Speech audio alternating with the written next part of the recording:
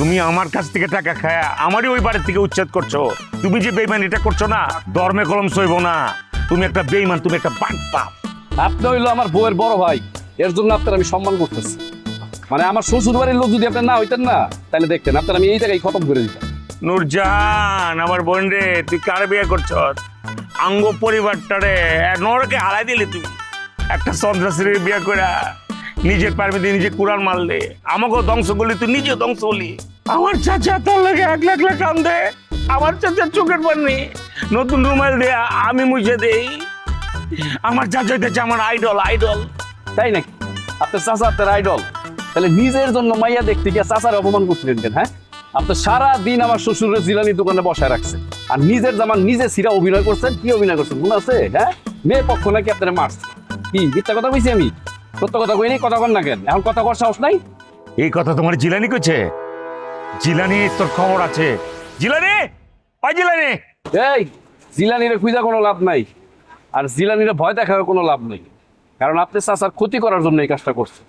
আমার চাচার লগে আমি যেটা খুশি এটা করবো, এটা আমার ব্যক্তিগত বিষয়। চাচার ভাতিজার ব্যাপার। হ্যাঁ, লগে যে আমি অনেক খুনসুটি করি, মজা করি, আমার চাচা জানে, আমি যে ভাতিজা আমরা দুজনেই জানি। আমার চাচার লগে যে সম্পর্ক আমার, এটা তুমি বোঝা পারো নাই।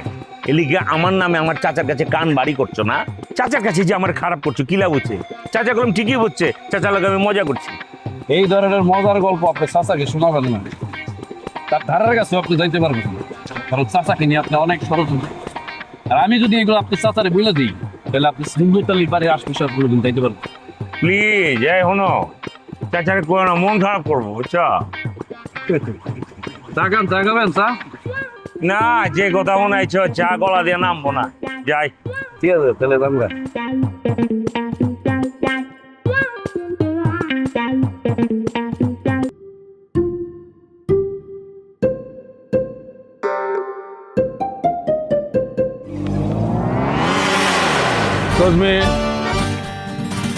আসসালামু আলাইকুম স্যার।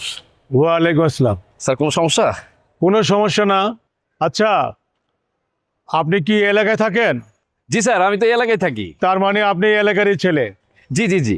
ফুলমিতি নামে কাউকে চিনেন? ফুলমতি? কোন ফুলমতি স্যার? চিনতে পারছেন না? না স্যার। এই যে ছোটখাটো ভাতের কোনো হোটেল, ভাতের ব্যবসা করে এরকম কিছু একটা। ফুলমতি খেলা, তারা শুধু আমি না তো, সবাই চিনে এই এলাকার। মানে সে খাবার দেয় তো মানুষের বাসায় গিয়ে গিয়ে, বুঝছেন স্যার? মানে তার হাতের খাবার এত মজা, আপনি যদি একবার খান আপনিও ফ্যান হয়ে যাবেন। আমার তার খাবার ফ্যান হওয়ার কোনো দরকার নেই। তার সম্পর্কে কি তথ্য আপনি জানেন সেটা আমাকে বলুন। ফুলমতি খেলার সম্পর্কে কি বলবো স্যার? সে আসলে অনেক পরিশ্রমী একটা মানুষ। যেমন তার রান্না, জানেন স্যার, সে ঢাকা শহরে এসে প্রথম কাজের মেয়ে ছিল, আজকে সে একটা হোটেলের মালিক হয়েছে। মানে কত মানুষের দোয়া তার, মানে সব মানুষ তাকে খুব ভালোবাসে। খুব ফুলমিতির বিষয়ে খুব একেবারে সাপোর্ট করা শুরু করে দিলেন। ফুলমিতি ক্রাইমের সাথে জড়িত সেটা আপনি জানেন? কি বলেন স্যার, তাই নাকি? ফুলমতি খেলা ক্রাইম করে? না, জানতাম না তো, আগে আজকে প্রথম শুনলাম। আরে, ফুলমতি যদি ভালোই হয়ে থাকে তাহলে জুলমত সাহেব কেন তার বিরুদ্ধে থানায় গিয়ে মামলা করবে? জুলমত সাহেব? কোন জুলমত সাহেব? এখন জুলমত সাহেবকে চিনেন না? এই যে এত এলাকায় বাড়িঘর আছে, পয়সাওয়ালা লোক। মানে জুলমত সাহেব মানে জুলমত আলী? সে তো আমার শ্বশুর, মানে পাশাপাশি আমার ফ্রেন্ড, আমরা একসাথে দাবা খেলি।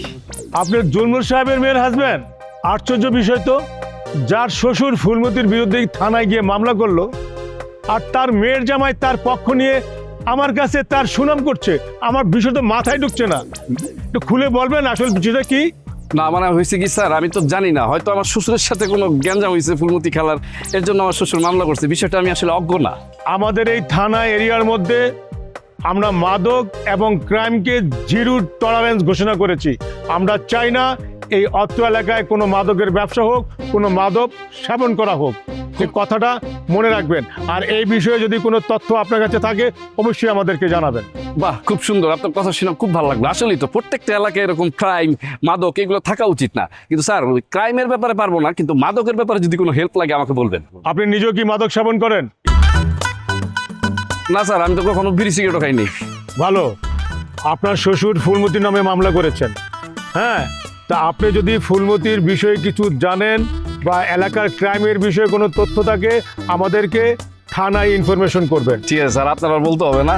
ফুলমতির যদি কোনো মনে করেন যে ইনফরমেশন আমি পাই, সাথে সাথে আমি আপনাকে জানাবো। সত্য হইলো তোমার শ্বশুর মামলাটা করছে, তার পক্ষে তোমার থাকতে হবে, তাই না? কথাটা যেন মনে রাখেন। জি জি ঠিক আছে? জি জি ওকে। জি জি মুভ। পাগলা মুক্তায় কামড়াইছে, ফুলমূর্তি খেলার খবর আমি তোমার দেব।